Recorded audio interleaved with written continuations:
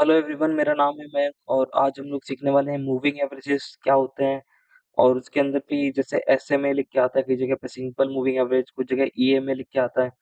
सो लोग कंफ्यूज हो जाते हैं कि कौन सा मूविंग एवरेज यूज करें, या फिर जब आप मूविंग एवरेजेस इंडिकेटर्स के अंदर सर्च करते हो, लाइक मैं सर्च करता हूँ मूविंग एवरेजेस, तो आपको दिखता है moving average, adaptive, double, Hamming, multiple, triple channel. फिर आप जब सर्च करते हो ईएमए के नाम से, सो यहाँ पे भी आपको 5-6 दिख जाते हैं कि यार इतने सारी मूविंग एवरेजेस है, तो मुझे यूज़ कौन-सा करना है और इसको इसका क्या सिग्निफिकेंस है और ये कैसे हमें हेल्प कर सकता है हमारे इन्वेस्टिंग के लिए, ट्रेडिंग के लिए। सो आज हम लोग उसके ऊपर ही डिस्कस करने वाले हैं। सो देखिए गाइस, सबसे पहले तो मैंने ये चार्ट ओपन किया हुआ है रिलायंस इंडस्ट्रीज का। रिलायंस का मैंने इसलिए स्ट्रॉन्ग किया हुआ है काफ़ी वो काफ़ी स्ट्रॉन्ग है रिलायंस मार्केट के अंदर। एंड यहाँ पे वोलेटिलिटी भी मतलब न्यूट्रल है, बहुत ज़्यादा नहीं है। लाइक मार्केट जैसा आजकल चल रहा है, बट यहाँ पे थोड़ी स्टेबिलिटी ज़्यादा होती है हमेशा एक ब्लू चिप स्टॉक के अंदर। सो देखिए, मैंने अभी ये ग्रो का प्लेटफ़ॉर्म यूज़ कर रहा हूँ। कोई भी चार्टिंग सॉफ्टवेयर यूज़ कर सकते हो, ट्रेडिंग व्यू में भी देख सकते हो इसको आप, या फिर कोई भी जो भी आप यूज़ कर रहे हैं। तो उसके अंदर जैसे मैंने अभी ये 5 मिनट्स कैंडल लगाई हुई है। तो भाई सबसे पहले हम लोग एवरेज समझ लेते हैं, एवरेज क्या होता है। लाइक मैं यहाँ पे एक एग्ज़ाम्पल देता हूँ आपको छोटा-सा, ईज़ी रहेगा आपके लिए। लाइक हम लोग समझ लेते हैं कि एक रूम में 4 लोग हैं, एक का वेट है 10, एक का वेट है 20, इसका भी 10 है और इसका 20 समझ लेते हैं अपन। ओके, सो हम इसको कैलकुलेट करते हैं। एक और ऐड कर देता हूँ, 5 लोग कर देते हैं और इसका अपन ऐड कर लेते हैं 30। ठीक है, 30 ऐड कर दिया। अब जब आप इन सबको कैलकुलेट करेंगे, तो ये आपका फिगर निकल के आएगा, 90 निकल के आ रहा है। 90 निकल के आ गया आपका फिगर। और टोटल नंबर ऑफ पीपल कितने हैं? 5। सो जब आप इसको डिवाइड करेंगे 90 को 5 से, सो ये आपका फिगर निकल के आएगा 18। तो गाइस, हमने एवरेज समझ लिया कि एवरेज क्या होता है। अब हम लोग मूविंग एवरेज को समझते हैं। मूविंग एवरेज मतलब जो एवरेज कंटिन्यूअसली मूव कर रहा है with price, that is called moving average. तो सबसे पहले हम लोग समझ लेते हैं मूविंग एवरेज हमको प्लॉट कैसे करना है चार्ट के अंदर। सो फर्स्ट ऑफ ऑल हम लोग इंडिकेटर्स को पे क्लिक करने वाले हैं। देन यहाँ पे आप डालेंगे, एमए भी डालेंगे तो भी मूविंग एवरेज आ जाएगा। आप मूविंग एवरेज भी डालेंगे तो भी आ जाएगा। जो भी डालेंगे तो यहाँ पे मूविंग एवरेज को प्लेन दिख रहा है।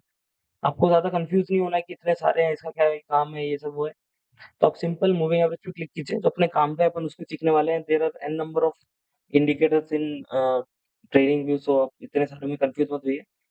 सो देखिए, अभी इसके अंदर ऑटोमेटिकली आपको दिख रहा है, यहाँ पे एक वैल्यू आई हुई है, ये 9 करके दिख रहा होगा आपको।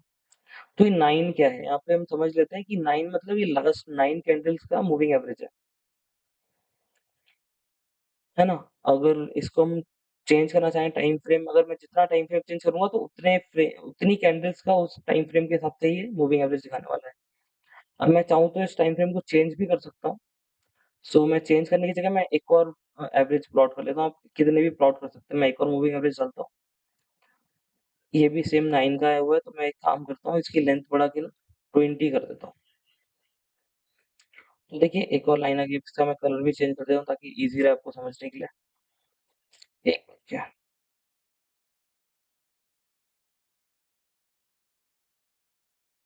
ठीक है। तो मैंने ये दो मूविंग एवरेजेस प्लॉट किए हैं यहाँ पे। एक ये ब्लैक वाली लाइन, ये है 20 मूविंग एवरेज, और जो ब्लू वाली लाइन है, ये है 9 मूविंग एवरेज। यानी ये वाला जो ब्लैक लाइन है, ये लास्ट 20 कैंडल्स का मूविंग एवरेज मुझे दिखा रहा है। अब मैं चलिए इसको छोटा कर लेता हूँ। देखिए, अब इस ये तो एक मूविंग एवरेज हो गया प्लेन, जो आपने सीखा है कि लाइक प्लेन मैंने मूविंग एवरेज डाल दिया जो प्राइस के साथ मूव कर रहा है। बट इसके अंदर एक और एवरेज रहेगा which is called exponential moving average, जिसको हम ईएमए बोलते हैं। सो मैं पर्टिकुलर इसको ज़्यादा यूज़ करता हूँ, ये ज़्यादा रेलेवेंट है compare to moving average. Moving average भी कर सकते हैं, बहुत थोड़ा-सा डिफरेंस आता है। जैसे 9 ईएमए को मैं अगर देख रहा हूँ, तो वो थोड़ा-सा ही ऊपर-नीचे है मूविंग एवरेज से, ज़्यादा कुछ बहुत मेजर डिफरेंस नहीं है। अब ईएमए के अंदर मैं आपको डिफरेंस बता देता हूँ, ईएमए के अंदर और मूविंग एवरेजेस के अंदर डिफरेंस क्या होता है, मैं आपको बता देता हूँ। जो सिंपल मूविंग एवरेज है ये, वर्सेस एक्सपोनेंशियल मूविंग एवरेज, इन दोनों में डिफरेंस क्या होता है? तो देखिए, सिंपल मूविंग एवरेज में क्या है ना, अगर आपके पास 5 कैंडल्स हैं, तो ये बराबर-बराबर सबको इक्वल सबका वेटेज लेगा, देन एक लाइन प्लॉट करेगा। और एक्सपोनेंशियल मूविंग एवरेज में क्या है, जो लेटेस्ट कैंडल है, जैसे ये वाला कैंडल लेटेस्ट है तो इसका वेटेज थोड़ा ज्यादा रहेगा, नेक्स्ट वाली का थोड़ा सा वेटेज कम रहेगा, और पीछे वाली का थोड़ा सा और कम रहेगा, और वाली का थोड़ा सा और कम रहेगा। इस टाइप से ये कैलकुलेट करता है, तो इस टाइप से ये लाइन प्लॉट करता है। तो ये ना ज्यादा रेलेवेंट होता है करेंट मार्केट के लिए, अगर आप छोटे टाइम फ्रेम पे देख रहे हैं या फिर आप ट्रेड करना चाहते हैं इंट्राडे वगैरह के लिए, तो ये ज्यादा रेलेवेंट है, बिकॉज ये जो करेंट कैंडल है उसका सिग्निफिकेंस यहाँ पे ज्यादा होता है, उसका वेटेज ये ज्यादा कैलकुलेट करता है और प्राइस के साथ साथ चलता रहता है। अगर आप इंट्राडे में ट्रेड कर रहे हैं तो आपको क्या मतलब है कि लास्ट 20 दिन में 50 दिन में क्या हुआ है, आप आज के ट्रेंड के लिए देख रहे हैं, सो आप मेजोरिटी इसको प्रेफर करें, ये मेरे को ये ज्यादा अच्छा है। ज्यादा कुछ डिफरेंस नहीं आता, बहुत थोड़ा सा आता है, बट ये आपको एग्जैक्टली चीजें क्लियर कर देता है, तो काफी आसान हो जाता है। ओके, सो अभी हम लोग ईएमए मैंने एक लगाया हुआ है 9 का। ठीक है, अभी मैं दूसरा ईएमए भी इसके अंदर प्लॉट कर देता हूँ।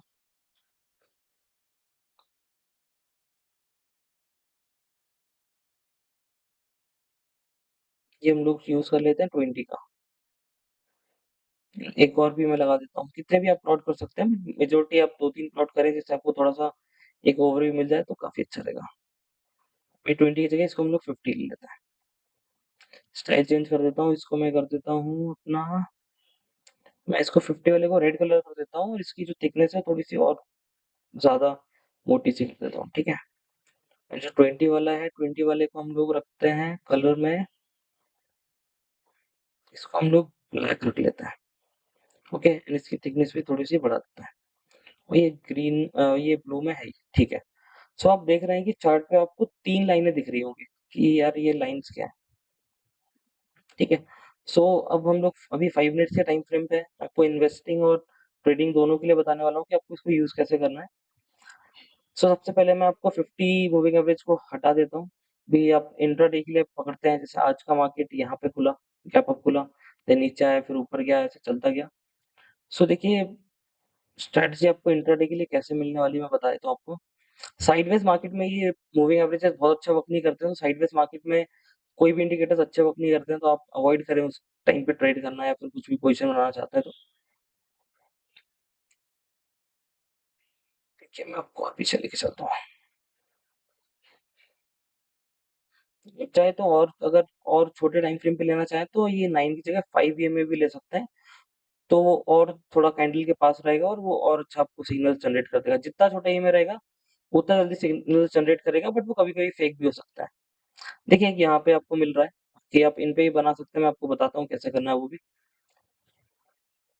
देखिए, यहाँ पे भी है, ठीक है, यहाँ पे देखिए, यहाँ पे परफेक्ट है। यहाँ पे आपको दिख रहा होगा, जो ये ब्लू लाइन है, ब्लू लाइन ब्लैक लाइन को नीचे से कट कर रहा है ऊपर की तरफ। यानी जो छोटा मूविंग एवरेज है, वो बड़े वाले मूविंग एवरेज को नीचे से ऊपर की तरफ क्रॉस कर रहा है। यहाँ पे आपका बाय सिग्नल जनरेट होता है कि आपको ये स्टॉक बाय करना चाहिए। अब अगेन मैं आपको बता देता हूँ, ये एक इंडिकेटर है, तो ये सिर्फ इंडिकेट ही करता है। बाकी भी आप थोड़ा इसके ऊपर रिसर्च कर लें कि स्टॉक्स की क्या कहानी है, क्या उसका डेटा बन रहा है, तो वो ज़्यादा अच्छा रहेगा। एक सिंगल जो आप यूज़ करने वाले हैं मूविंग एवरेज, उसे आपको इंडिकेट करेगा, है ना? सो यहाँ पे क्रॉस ओवर हुआ, तो आपने यहाँ पे एक बाय का पोजीशन बनाया, और यहाँ से आप देखिए कि आपने एक सिंगल से इंडिकेटर यूज़ किया और यहाँ से यहाँ तक की आपको रैली मिल गई एक। ठीक है?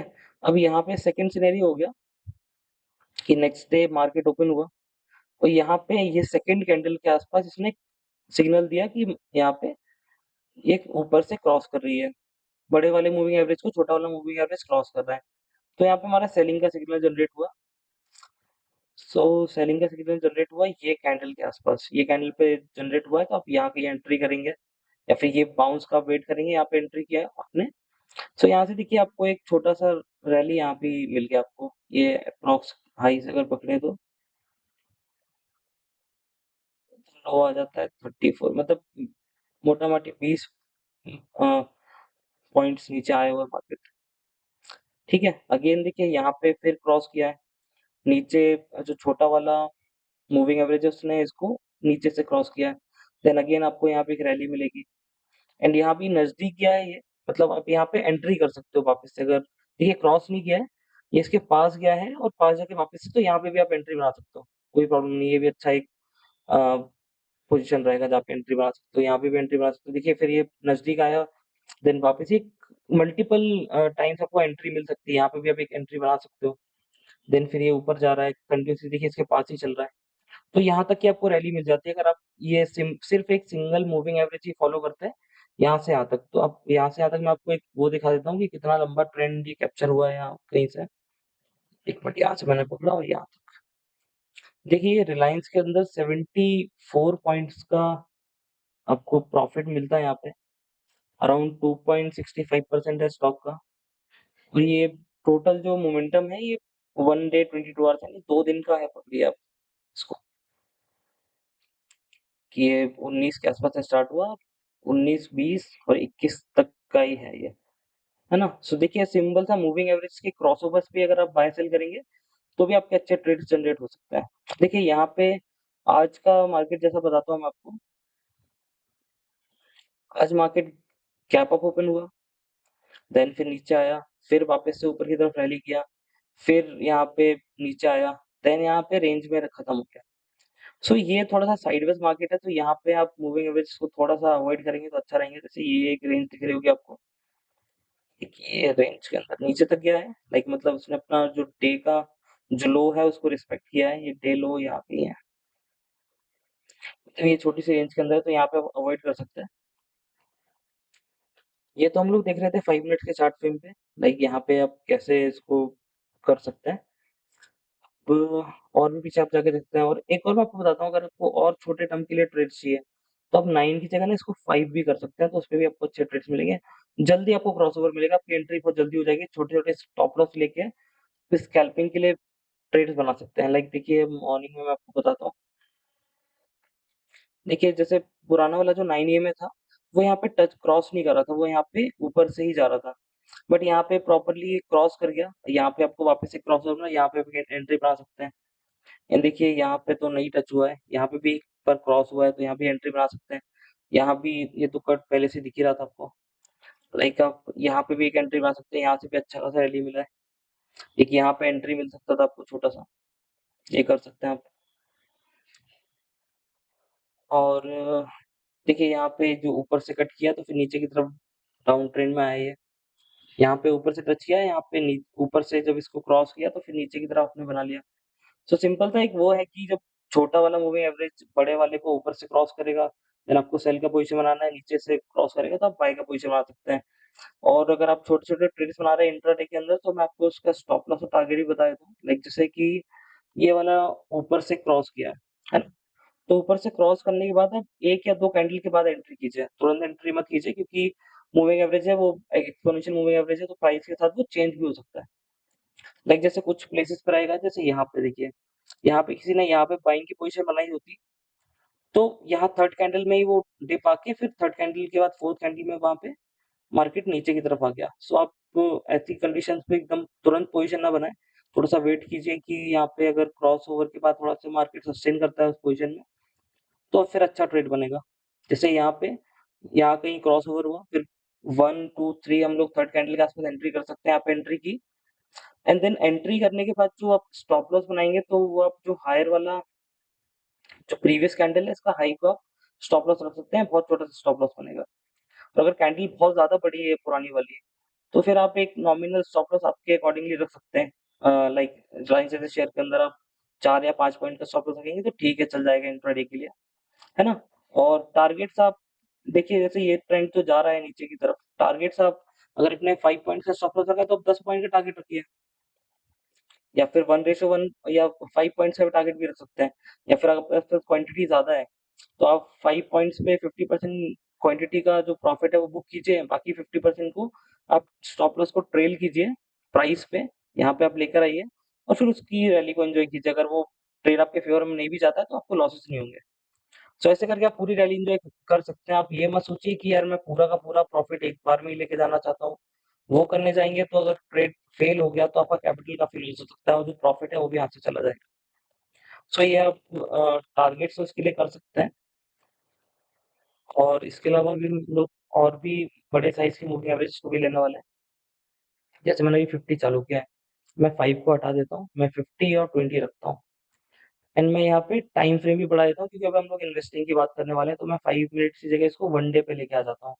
जब आप इन्वेस्ट करते हैं लॉन्ग टर्म के लिए, बहुत ज़्यादा लॉन्ग टर्म तो नहीं है, मैं ये मतलब कहना चाहूँगा आपको, अगर महीने के लिए कुछ हफ्तों के लिए इन्वेस्ट करते हैं, कि यार मैं एक रैली एन्जॉय करना चाहता हूँ, सो आप ये यूज़ कर सकते हैं, ये अच्छा वर्क करेगा। मोस्ट ऑफ द केस में अच्छा वर्क करता ही है। सो लाइक सी देखिए यहाँ पे दिसंबर के आस-पास आपको दिख रहा है कि जो बड़ा वाला मूविंग एवरेज है 50 का, उसको छोटा वाला मूविंग एवरेज नीचे से क्रॉस कर रहा है। लाइक 20 मूविंग एवरेज नीचे से इसको क्रॉस किया है यहाँ पे, ये वाली पोज़ीशन पे। तो आपने देखा यहाँ पे एक रैली बनी ऊपर की तरफ, देन अगेन रिट्रेसमेंट आया एंड देन एग्ज़ैक्टली जो मार्केट ने ये जो 20 मूविंग एवरेज है, इस पे ही सपोर्ट लिया है यहाँ पे। यहाँ पे जहाँ सपोर्ट लिया उसके नेक्स्ट डे आप यहाँ कहीं एंट्री कर सकते हैं, एकदम सेफ एंट्री रहेगा आपका। आप सीधा कैंडल पे मत करने की देखिए या फिर यहाँ कहीं करेंगे तो आप क्या थोड़ा डर के भाग जाएँगे इन्वेस्टमेंट में, अगर आपको लॉसेस दिखना स्टार्ट हो जाएँगे पहले दिन से ही, तो आपको थोड़ा-सा वो होगा क्योंकि हम लोग यहाँ पे बहुत ज़्यादा लॉन्ग टर्म के इन्वेस्टमेंट नहीं करने की बात कर रहा हूँ। मैं कर रहा हूँ 1 हफ्ते, 2 हफ्ते, अगर आपको दिख रहा है कि यार ये थोड़ा-सा यूनिक क्रॉसओवर हो रहा है कहीं पे जहाँ पे लंबी रैली आ सकती है विदिन अ मंथ, 2 मंथ के अंदर। सो आप यहाँ कहीं एंट्री कर सकते हैं ये वाले कैंडल पे और फिर देखिए अब यहाँ पे वापस इसने मूविंग एवरेज पे ही सपोर्ट लिया। फिर वापस यहाँ मूविंग एवरेज पे सपोर्ट लिया और मार्केट कंटीन्यूअसली जाते जा रहा है। और जहाँ कहीं भी मूविंग एवरेज को ब्रेक करता है, एक लंबा कैंडल क्रीम जैसे यहाँ पे बनाया, तो यहाँ कहीं आप अपना प्रॉफिट बुक करके बाहर हो सकते हैं। देन आप नेक्स्ट ट्रेड के लिए वेट कीजिए कि जहाँ पे क्रॉसओवर होता है तो वहाँ पे बनाते हैं। जैसे यहाँ पे एक सेलिंग का पोज़ीशन नहीं बन सकता था। सेलिंग तो इन्वेस्टमेंट में होगी नहीं, वो तो फ्यूचर्स वगैरह में जाना पड़ेगा, तो आप ये छोड़ दीजिए। अभी मैं देखिए यहाँ पे भी नीचे से क्रॉस किया है, तो यहाँ से अब जैसे कि आप चाहो तो यहाँ कहीं भी एंट्री कर सकते हो, बट ये परफेक्ट टाइम होता है। इसमें थोड़ा टाइम लगता है, बट ये देखिए वापस आके इसने यहाँ पे सपोर्ट लिया। आप वापस यहाँ पे कहीं एंट्री कर सकते हैं और इसका वेट कर सकते हैं कि यहाँ तक इतना ऊपर तक आपको प्रॉफिट दिखे जाता। देन यहाँ पे गैप डाउन हुआ है, तो आपको यहाँ पे कहीं ट्रेड एग्ज़िट करके निकल जाना चाहिए।